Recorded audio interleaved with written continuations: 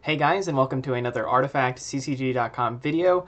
And today we are going to be continuing our card rating series. We're going to do the blue cards today. So I've done the blue heroes already, and we get to take a look at all of these incredibly powerful cards.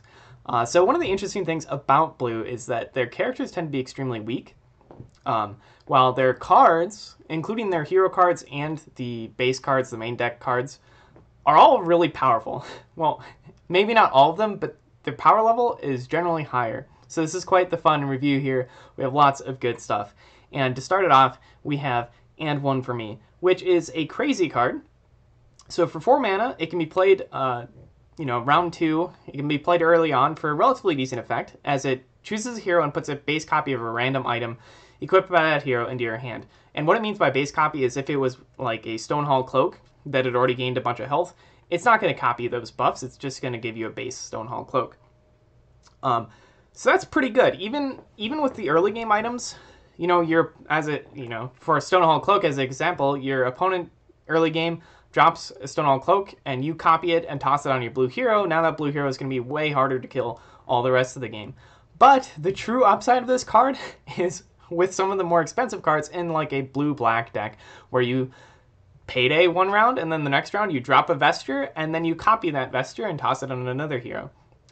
With And One For Me, it's possible to get all 5 of your heroes with Vestures, which means all 5 of your heroes are going to respawn every single round, even if they all die, which is crazy powerful, especially since you're also giving your towers a bunch of armor at that point. So it's really hard for your opponent to deal any damage to your tower or to kill any of your heroes. Really good card. Also, it should be noted that it's kind of useful as a counter card, even if you're not running the blue-black gold deck. If that deck is prevalent and you run blue, you can toss in 1 or 2 And One For Me's, and it's going to be useful, right? In a blue-red, you run maybe some early aggressive items like a Stonehall Cloak.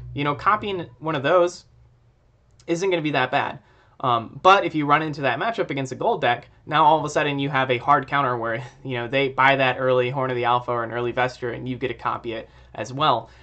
I definitely agree with Swim that this is a good card, but I think I might think it's better than he thinks it is. So he gave it a rating of 4.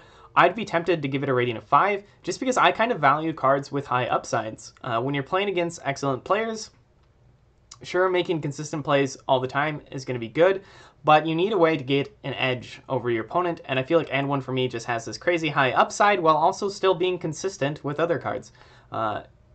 I'm not saying this goes in every single blue deck, but it is really powerful, and in any meta dominated by gold decks, it's definitely a 3 of.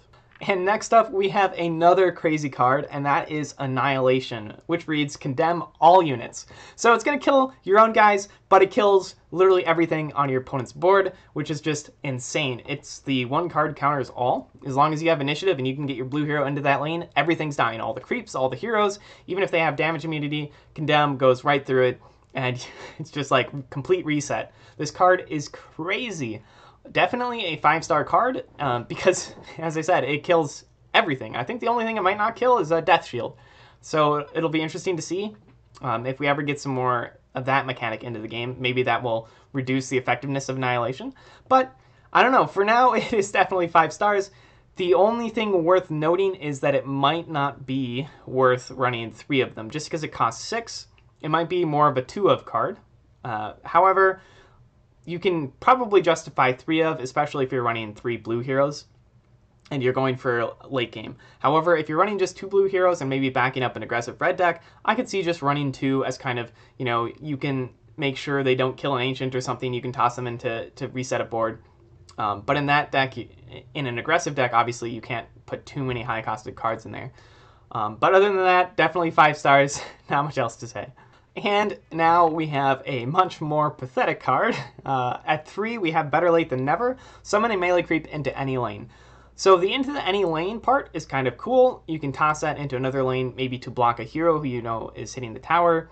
Maybe you toss it in just to do more damage. But the problem with this card is it has so little effect, and it can't, I don't know. It's just bad. There's not enough value in that card. When you compare it with the other cards that blue has access to, it just doesn't, it doesn't compare. So we're going to go ahead and agree with Swim's rating of a 2 on this. because there really isn't much upside to this card, and yeah, it doesn't do a whole lot. And next up we have Conflagration, which at 5 cost is an improvement, so you can play that into any lane. It deals 2 damage to each enemy before the action phase. This card is really good. Part of it is that it allows you to kill heroes at an awkward timing for your opponent. So basically, if you get a hero down to 2 health remaining or less, then you toss that into that lane, and they will guaranteed not be able to do anything in their next combat and action phase. They'll just die right at the beginning, and it essentially kills them for 1 turn longer than if you kill them after they've already casted cards or during the combat phase itself. So for that reason, it's really good, and Swim gave it a 5. However, I predict that this is probably a 5-star card, but it's probably only going to be a 4-star card when this game begins, and that's because when Artifact first comes out, I predict a lot of new players are going to be playing Red, and Red has a lot of armor. They're creeps and they're heroes, and in that case, Conflagration does nothing. So for that reason, I'd hesitate to give it a 5-star rating, just at least the beginning of this meta, because as I said, armor is going to be everywhere, and in that case, it is not nearly as strong. But it's still definitely worth at least a 2 of in most blue decks. And next, we have yet another great card. Although this one looks a little bit less flashy, Cunning Plan will swap a unit with one of its allied neighbors and then draw a card. Not a whole lot of effect there, but the thing is, blue relies on a lot of late game cards. Their heroes are all super squishy early, so not only does it help you save their heroes early if they just happen to line up against an enemy unit. Note that you can cast this on both your enemies and your own units. It can save them then, but it also draws a card, which means you're able to filter your deck essentially before you get to the rounds of like 6 and 7 mana, where you really want to see your Eclipses, your Thunder God's Wrath, your Annihilations, and for that reason, Cunning Plan is just everything you want out of a cheap blue card. Probably for me, I will give it 4 stars. I know Swim gave it a 4.5, but to me, there's just not quite enough upside to the card. It's really consistent, but if you don't draw it early, then it begins to fade because late game, I mean, you'll be casting all these big blue spells. But that being said, a cantrip is usually, just always going to be useful because at the very least, you just keep filtering your deck. Great card. Not much else to say. Moving along, we have Dimensional Portal, which for 4 mana will summon 3 melee creeps into your lane. And this is a really good effect and really versatile. So first, it has the obvious use of just spamming some creeps and hitting the tower. You can combine this with cards like Assault Ladders to do a lot of damage. But secondly, it's a really good blocking spell. So if you don't have well, obviously, early game, you don't have your really powerful wave clear cards, right? Like, you can't annihilate them on the round of 4 mana. So if your opponent is really threatening a lane, you can toss your, second round deployed hero, toss him into that lane, toss out a Dimensional Portal, and it's going to block 3 units. And that's really powerful, especially when you consider some of these aggro decks that might be trying to burst you down before you can get to your late game. Might include a hero like Kana, and if she's hitting the tower, she's hitting for 12, right? So you toss this Dimensional Portal down, you block all of their heroes, all of their units, and you buy yourself a lot of time. You just need to get to those later rounds, and then from there you'll be golden. So I think that this is useful not only in early game aggro decks that you might try to pull out with like Kana and Dimensional Portal and other buffs, but it's also good in just the standard blue deck as an early game option for blocking your opponent. As far as a rating goes, I'd probably give it, I think I do agree with Swim's 4.5 on this one, just because it is so versatile in both blocking and adding aggro, and I like the upside that it has of, blocking, 3 different heroes potentially in late game, or adding 3 more units to be buffed by a bunch of, other spells. So definitely a really good card. And next we have Foresight, which for 4 mana will allow you to draw 2 cards. It is a pretty good card, however, card advantage in Artifact is a little bit strange, because while you can very easily run yourself out of cards, the good players will often almost never do that because they are so often preparing to have their initiative ready. So I think that like the 2 cards a turn in Artifact is often enough, because you're looking at playing 1 to 2 cards in a round while maybe passing in 1 round to keep initiative. This isn't always true, but I think there's enough of a buffer in Artifact that you don't really need a ton of draw effects to be good. So for that reason, the draw 2 cards might not be enough of an effect. However, I do like the card because I tend to like to run combo decks, and just having a card that's just like, oh, this lane isn't important right now, I'm just going to draw 2 cards this turn. Or if during a turn where you have, you know, an excess of mana, even in late game, just being like Foresight, that gets you to a few cards you really need it, and then you can play those cards. You know, as far as the star rating goes, I'd have to give it, I don't know, probably just a 3.5. I'll agree with Swim again, because as I said, the card advantage in Artifact is a little bit strange just because of how important initiative can be and how oftentimes you won't run yourself out of cards. But there is a little bit of upside that I should mention where drawing cards is really good in blue, especially if you cast this in the second round, use your 4 mana just to do this, because you are trying to get to those later game expensive cards in time. But it might not be good enough because you could be giving up too much tempo. And oddly enough, we have another draw 2 card effect, only this one costs but 1 mana and deals 2 damage to all allies in all lanes, and that is a really big drawback. However, this card is kind of strange to give a star rating to because it is such a combo card. This card belongs ultimately with Kana and her hero card, which spawns 2/1 Hound of War for each damaged unit you have. So you can see something in late game where combined with a card later where you can reset mana that we will be covering, you could see something like Diabolic Revelation, you know? Oh, well, let me get this right. So first, you'd play something like Dimensional Portal, summon 3 more creeps. Then you'd, you know, Diabolic Revelation, wound like 5 units on your lane. Then you'd cast Kana's Hounds of War. Then you might reset your mana with the improvement we'll get to later, and then continue on doing things like maybe dropping Assault Ladders or other buff cards for your creeps. So for that reason, like, it definitely has this really strong combo that it was put into the game to help. It's clearly meant to work with Kana's card, and it's hard to give it a star rating, but I think I'll just give it a flat 3 with potential to be run in decks anyways, just because it is a combo piece. But I can't give it much of a higher rating just because it is only viable if I feel like with Kana, because that downside of hitting all units in all lanes is really big deal. But yeah, let's just move on. And next up we have Howling Mind, which for 3 mana is going to give you a symmetrical effect. Both you and your opponent draw an extra card each round. You know, it's really hard to give this card much of any rating, just because Swim was pointing out in his video that there's no downside to making there's no upside to making your opponent draw cards in this game, whereas in other games, you could in theory make them start decking out earlier and potentially lose from that effect, or, you know, there could be a hand limit, and in that sense, if you can spend all of your cards and your opponent can't, then you might begin to burn some of their cards. But like in Artifact, there's no hand limit. You don't lose the game if you run out of cards, so there's no like real downside for your opponent ever with this card.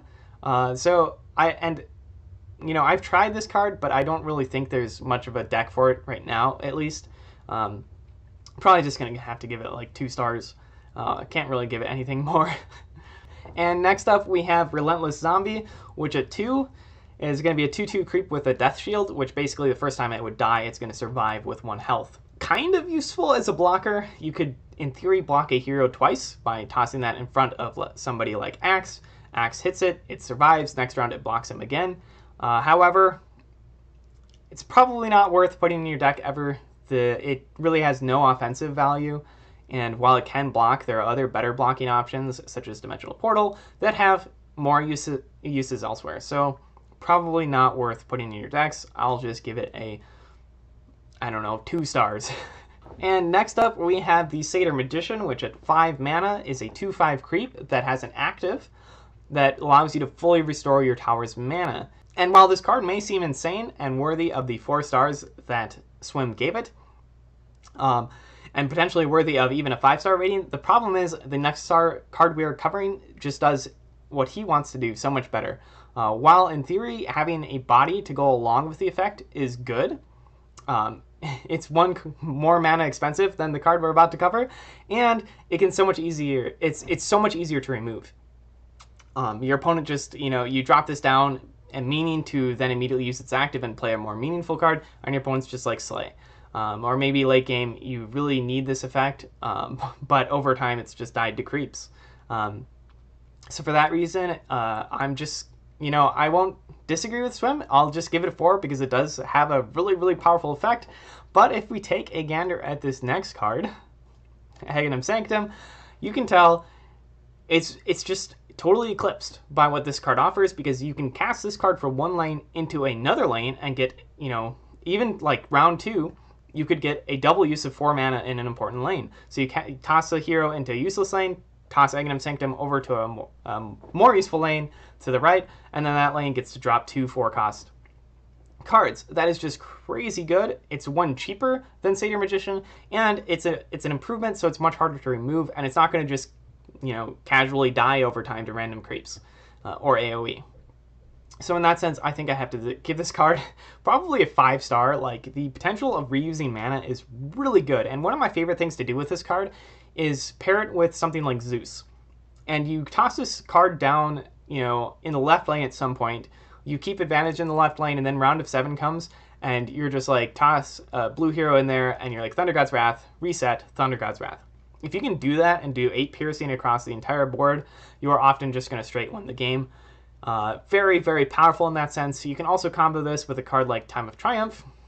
In the same manner, you have this down, and you're like, Time of Triumph, reset, Time of Triumph, and then maybe blink some heroes into other lanes as well. As a combo player, I love that. I love being able to double up on really powerful effects as soon as they become playable. So yeah, extremely good card, definitely worthy of 5 stars. And next up we have Strafing Run, which after some of those other cards, this just looks pathetic. 1 cost, deal 2 damage to each enemy creep.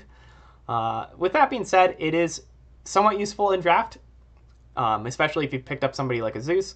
But ultimately, with it only hitting creeps and it only doing 2 damage, it's probably never worth running in a deck. There's too much opportunity cost. So I'll just give it a 1.5 out of 5. And that brings us to our next card, which is Tower Barrage, that deals 2 damage to each enemy, not just creeps.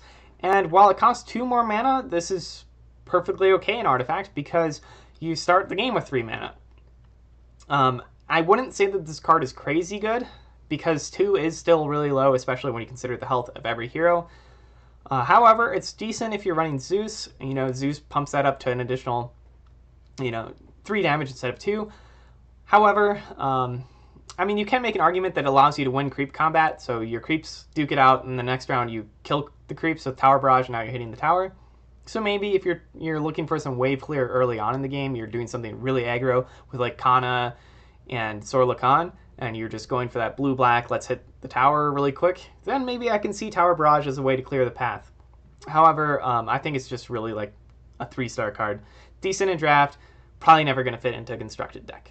And now we have Ventriloquy, which for 1 cost, it chooses a unit and it taunts.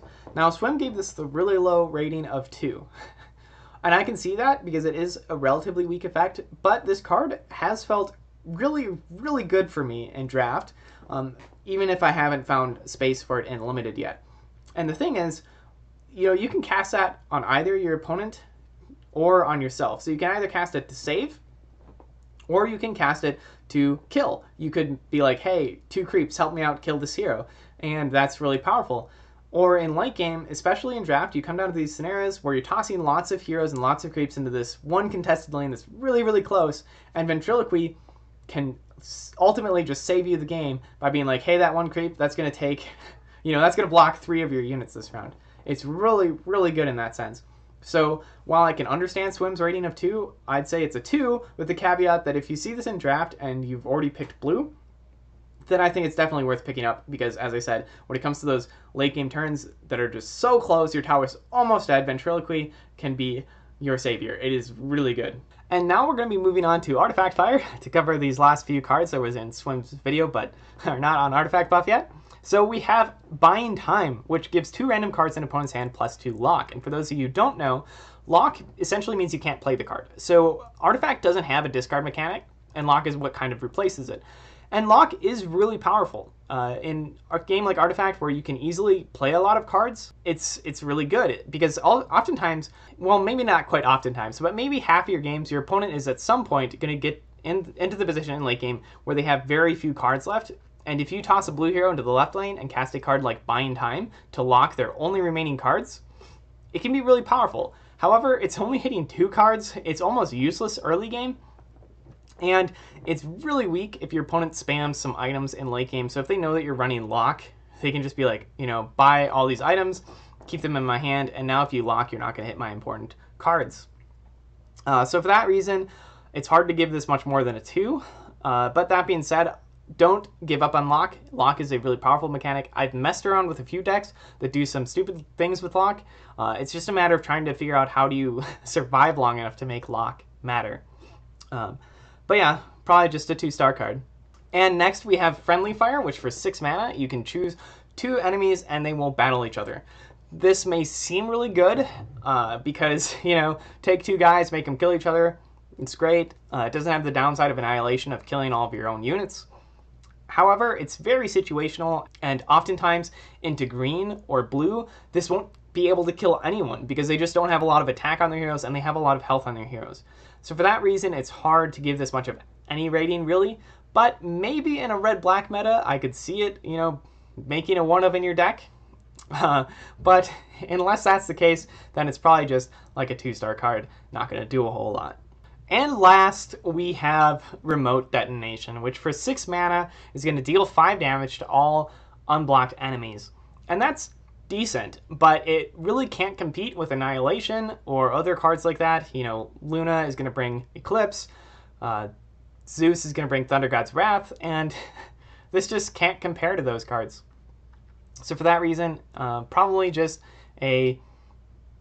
maybe a 2.5-star card because it can, you know, bring back a lane that's behind. And it's kind of useful in draft. If you've already picked a blue hero, you need to get as much support for that blue hero as possible because their bodies are so weak and what they really benefit from are good spells. So in that sense, it's definitely worth picking up in draft if you already have a blue hero. But beyond that, it's probably not going to see play. It's just totally eclipsed by other cards. Eclipsed. Well, in any case, guys, that has been my review of the blue main deck cards. I'm sure I'm missing some that have been revealed, but I'm trying to just cover what Swim covered, make our videos kind of line up well, just to help you get, you know, alternate views, start a discussion going of people, you know, agreeing and or disagreeing on how powerful cards are. But in any case, as I hope you guys can tell, blue has access to some of the craziest cards in the game. It is what makes them worth running. Their stats are terrible, but their cards are insane. And blue is, in my opinion, bar none, like, the best supporting color. Like, if you want to run a red deck, you're like, what do I toss with it? I'm like, oh, I'll just toss in blue because it allows me to have wave clear and allows me to reset if I fall behind. And it has some aggressive capabilities as well. Or if you're playing black and you're like, who do I want with it? Well, I want blue because I have and one for me and all this other jazz. And if I'm running green, it's like, who do I want? Well, I want blue. So yeah, I definitely think blue is probably the best constructed color, just because it is so good at rounding out all the other colors and providing the necessary wave clear to kind of reset and come back, and providing a lot of aggression at the same time that is just really powerful.